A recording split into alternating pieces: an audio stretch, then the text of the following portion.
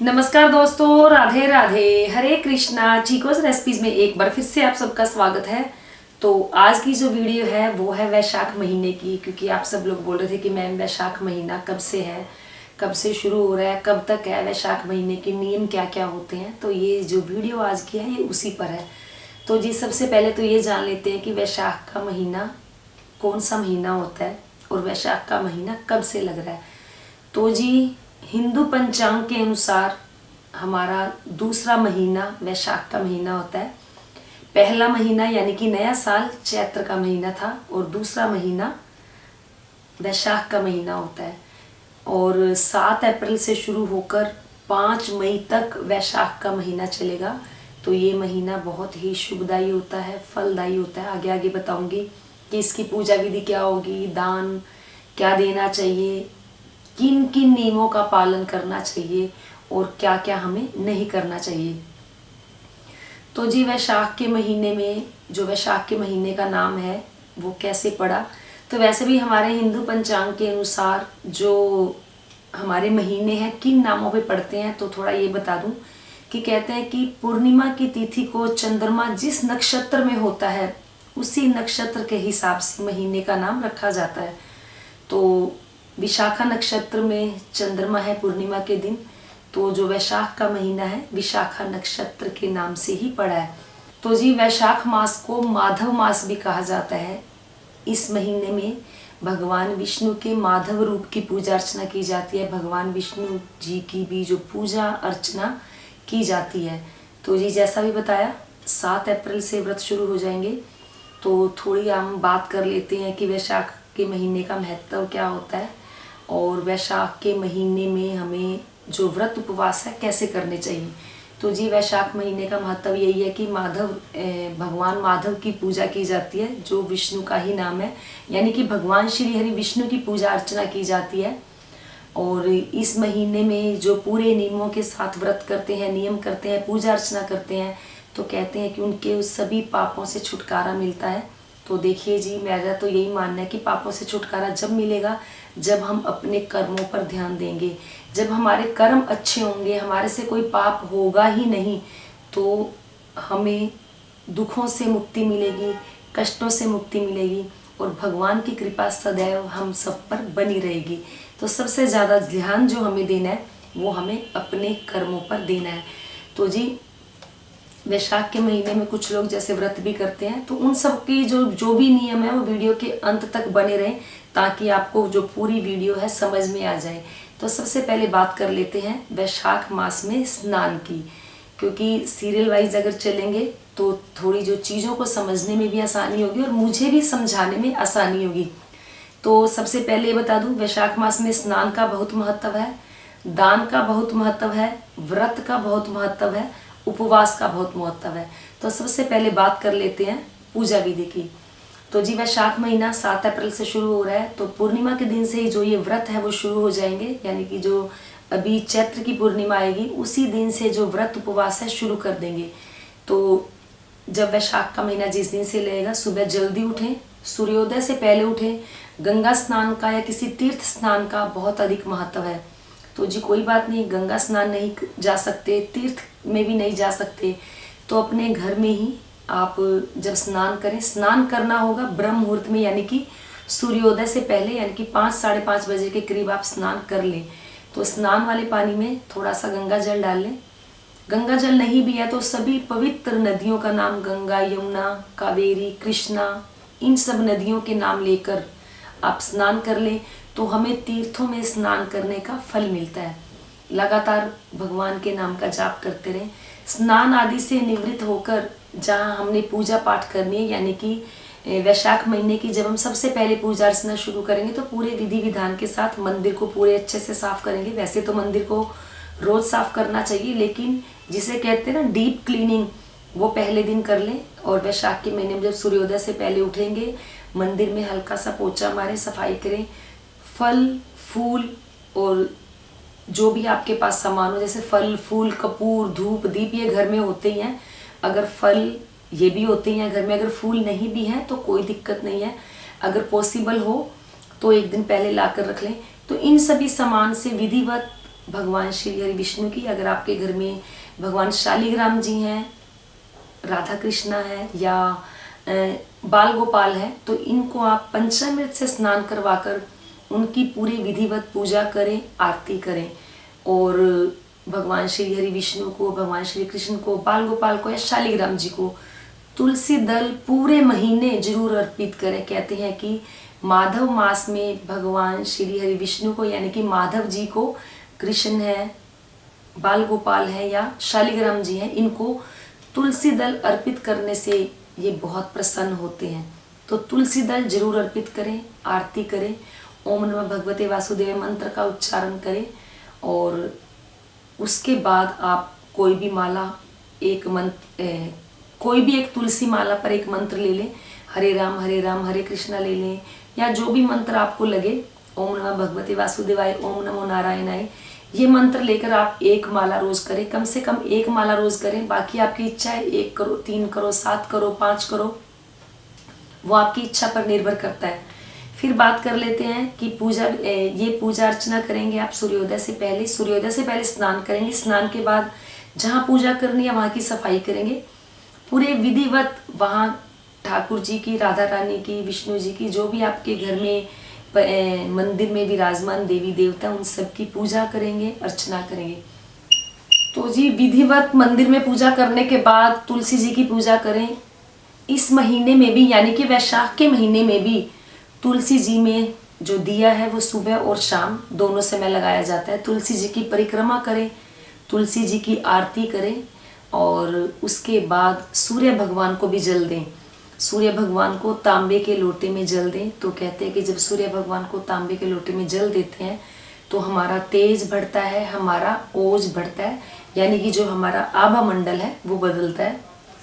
और हमारे को स्किन संबंधी अगर कोई प्रॉब्लम होती है तो सूर्य भगवान को अगर हम जल देते हैं तो हमारी वो समस्या है वो भी दूर होती है।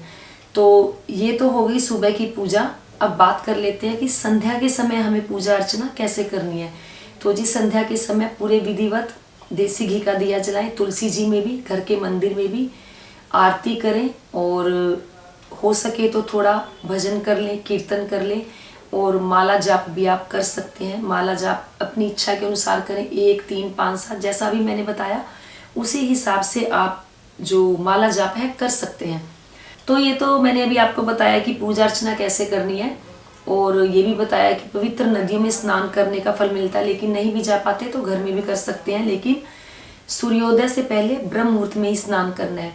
तो अब बात कर लेते हैं कि इस महीने में व्रत कौन कौन से लोग कर सकते हैं। तो जी मैं हमेशा बोलती हूँ, तो जी व्रत सभी कर सकते हैं लेकिन अपने शारीरिक सामर्थ्य के अनुसार। तो पूरे महीने, वैशाख के महीने उपवास किया जाता है, एक टाइम भोजन किया जाता है। तो अभी ये बता देती हूँ कि व्रत कोई भी कर सकता है लेकिन शारीरिक सामर्थ्य के अनुसार। और पूरे दिन में कहते हैं कि नमक का भोजन एक ही बार करना चाहिए। फल, दूध से बनी हुई मिठाई ये खा सकते हैं। मैं वैशाख के महीने में भी पूरा 1 महीना जो अपना व्रत है वो करती हूँ, क्योंकि जब हम व्रत करते हैं तो हमारे शरीर में एक नई ऊर्जा आती है। हमारा जो ध्यान है ज़्यादा से ज़्यादा भक्ति की तरफ लगता है, ध्यान की तरफ लगता है। कभी भी ध्यान दे लेना जब हमारा पेट बहुत ज़्यादा भरा होता है तो उसके बाद ना तो हमारे से कोई काम होता है, हमारे अंदर एक बार को तो ऐसे लगता है कि जैसे जो हमारी ऊर्जा है वो ख़त्म ही हो गई है, भक्ति की तरफ भी ध्यान नहीं जाता। और जो मेडिटेशन यानी कि जो ध्यान है उसकी तो आप बात ही छोड़ दें। तो भोजन करें, एक टाइम शुद्ध सात्विक भोजन करें। भोजन में आप लहसुन, प्याज इनका सेवन नहीं करेंगे। मांस, मदिरा और जो नशीले पदार्थ हैं उनसे भी जितना दूर रहेंगे उतना अच्छा है। तो जो व्रत हैं आपके ज़्यादा से ज़्यादा फलदायी होंगे। पूरे महीने प्याज, लहसुन किसी भी भोजन में ना डालें। इस पूरे महीने में जैसे एकादशियाँ आएंगी दोनों, तो एकादशी का व्रत वैसे ही रखा जाएगा जैसे एकादशी के व्रत में रखा जाता है। फिर बात कर लेते हैं कि इस पूरे महीने हमें दान क्या क्या करना है। तो जी वैशाख के महीने में गर्मी पड़नी शुरू हो जाती है, लेकिन ग्लोबल वार्मिंग के चलते या यूँ कह लो कि युग परिवर्तन के चलते इस बार वैशाख के महीने में अभी तक तो मतलब कि नहीं लगता कि मुझे गर्मी पड़ेगी, लेकिन अगर बाकी ईश्वर की कृपा का कुछ नहीं पता होता कि कब मौसम बदल दे। अभी तक तो अच्छी खासी ठंडक ही है, लेकिन अगर आगे आगे गर्मी पड़ जाती है तो गर्मियों के अनुसार ही जो हमारा दान होता है वो करना होता है। रोज सुबह एक बार मंदिर में जरूर जाए पूजा के बाद, और मंदिर में भी जोत जला कर आए, वहाँ पर दान देकर आए। कहते हैं कि वैशाख के महीने में फल का दान जरूर दें, अन्न का दान दें, जल का दान दें, जूते का दान दें, छाते का दान जरूर दें। और ये दान जरूरी नहीं है मंदिर में दें, आप किसी भी जरूरतमंद को दे सकते हैं। और वस्त्र दान भी इस महीने में जरूर करना चाहिए। कुल मिलाकर ये कहा जाता है कि दान आप कुछ भी करें, लेकिन दान आप कुछ ना कुछ जरूर करें। ऐसा नहीं कि बहुत ज़्यादा होना और कम हम करें ना। तो जो हो सके अपने सामर्थ्य के अनुसार आप दान जरूर करें।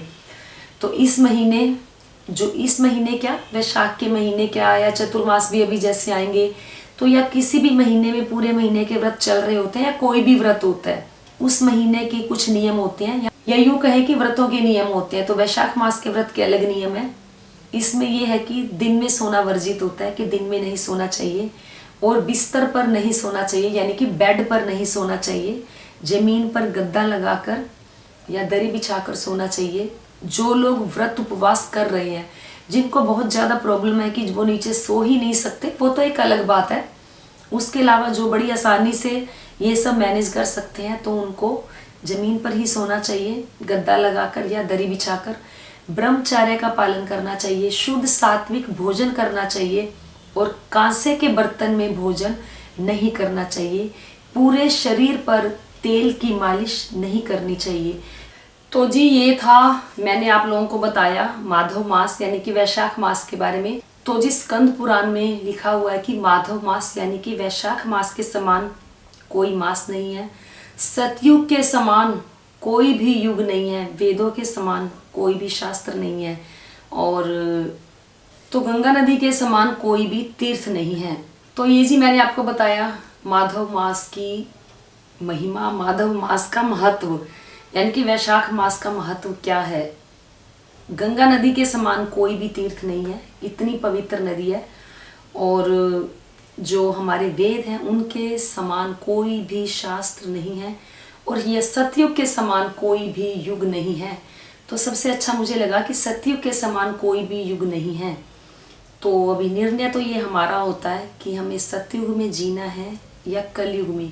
अगर हम सच के साथ रहते हैं, अगर हम जीवन में अपने प्रतिदिन दिनचर्या में सच का साथ देते हैं, सच बोलते हैं, तो हम तो सतयुग में ही जी रहे हैं।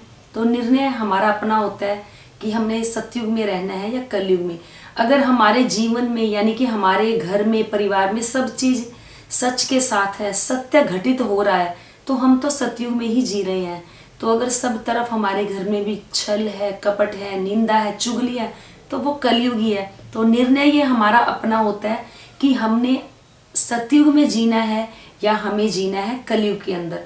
क्योंकि ये हमें अपनी जो विचारधारा है, सिर्फ उसको बदलने से ही, एक विचारधारा के बदलने से ही हम कलयुग से सतयुग में प्रवेश कर जाते हैं और सतयुग से कलयुग में प्रवेश कर जाते हैं। निर्णय हमारा अपना होता है कि हमने किस युग में जीना है।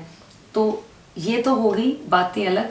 तो अब बात कर लेते हैं कि जब हम वैशाख के महीने के व्रत करेंगे, जो लोग व्रत भी कर रहे हैं तो वो भी संकल्प लेंगे, जो व्रत नहीं भी कर रहे तो पूरे विधि विधान से पूजा करें, भोजन दोनों समय कर लें लेकिन शुद्ध सात्विक करें, प्याज लहसुन का सेवन ना करें, तो उनका भी व्रत ही माना जाएगा एक तरीके से।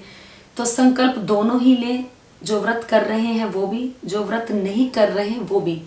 पूरे महीने ज़्यादा से ज़्यादा मौन रहने का प्रयास करें, क्योंकि जितना मौन रहेंगे उतना गलत बोलने से बचेंगे, बुरे वचनों को बोलने से बचेंगे। अगर बोलने से बचेंगे तो सुनने से भी बचेंगे, सुनने से बचेंगे तो सोचने से भी बचेंगे। अगर सोचने से बचेंगे तो जो हमारा मानसिक स्थिति है वो बहुत अच्छी हो जाएगी।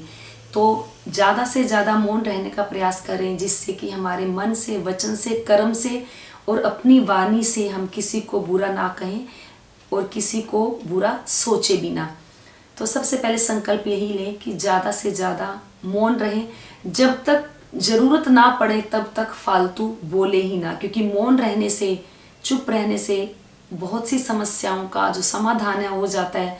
और चुप रहने से सबसे बड़ी बात यह है कि जो 20% एनर्जी है, ऊर्जा है, हम सेव करते हैं।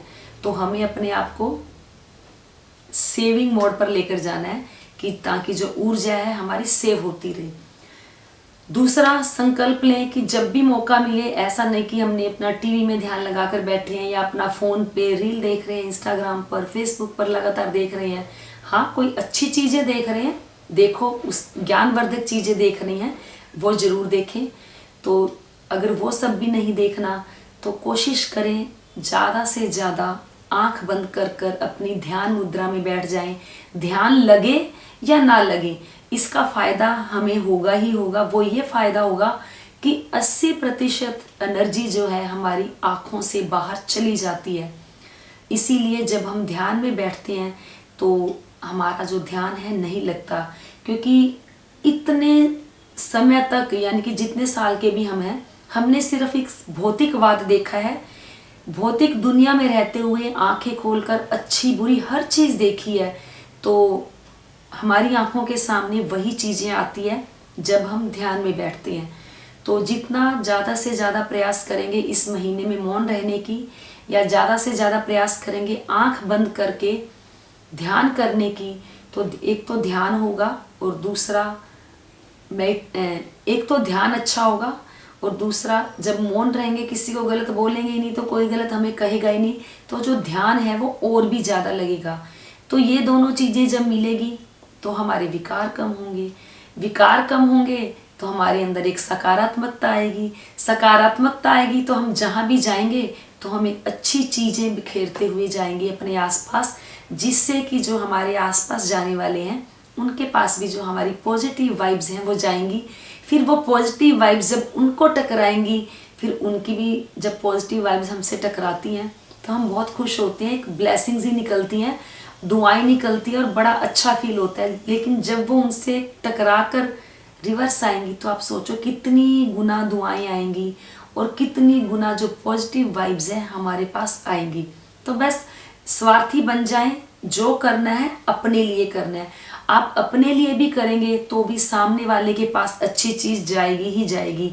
अगर बुरा करोगे तो सामने वाले के पास बुरी चीज़ जाएगी ही जाएगी, क्योंकि हम इस चीज़ के मालिक खुद हैं कि हमने सामने वाले को, इस प्रकृति को या इस जगत में हमने क्या देना है। जो दोगे वही लौट कर आएगा।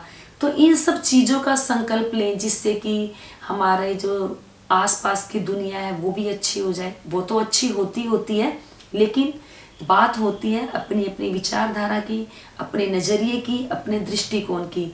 तो इन नियमों का पालन करेंगे, जीवन बहुत सुखमय हो जाएगा, सकारात्मकता से भर जाएगा और एक नई ऊर्जा से भर जाएगा। तो संकल्प लें कि पूरे महीने हमने ये करना है, क्योंकि संकल्प में बहुत शक्ति होती है। जैसे व्रत में बहुत शक्ति होती है। जब हम व्रत करते हैं तो हमारा मुंह बंधा रहता है कि हमने ये नहीं खाना, हमने वो नहीं खाना, लेकिन व्रत नहीं होते हैं तो हमारा मन चंचल है, हम सब कुछ खा लेते हैं बिना भूख के भी। तो ये शक्ति होती है संकल्प में। जब हम संकल्प लेके व्रत करेंगे तो उसमें कितनी शक्ति होगी, इसका अंदाजा आप लगा सकते हैं।